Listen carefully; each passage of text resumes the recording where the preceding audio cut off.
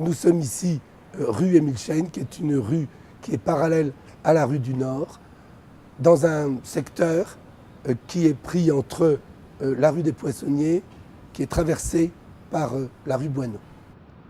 On a affaire à un tissu extrêmement étroit qui, petit à petit, s'est dégradé. Et avant, ici, c'était, je dirais, principalement que des taudis. Et il était donc nécessaire de revitaliser totalement ce secteur, ce morceau de quartier, qui avait quand même beaucoup d'âme.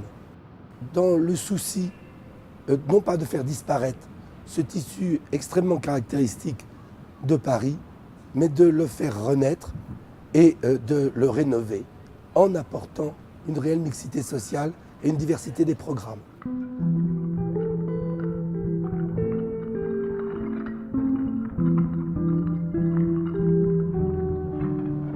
Ce qui a présidé au choix, de savoir si on allait réhabiliter ou construire du neuf, ça tient d'une part à un diagnostic.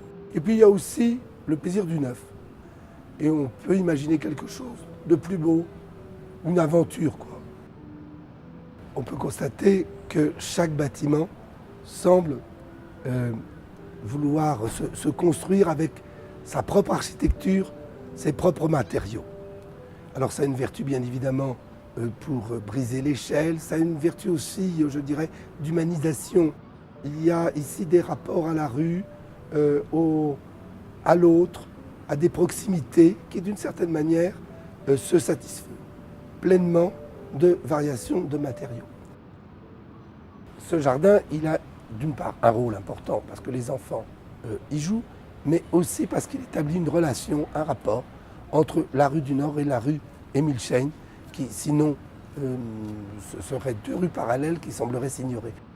C'est tout à fait intéressant, je trouve, d'avoir des bâtiments qui, certains, je dirais comme ici, énoncent le fait que l'on habite, c'est-à-dire il y a des fenêtres, à chaque fois il y a une pièce, une vie particulière qui s'y opère, et puis il y a des bâtiments qui se donnent comme une totalité derrière une grande façade de verre en disant nous sommes un programme, n'est-ce pas, où la notion du collectif l'emporte sur la somme des individualités.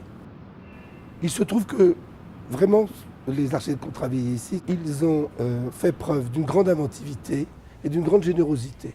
Et ils ont vraiment développé une architecture tout à fait intéressante, originale, des écritures particulières. Ils savaient que le cadre qui leur était donné d'investir était un cadre qui permettait totalement de développer leur programme architectural.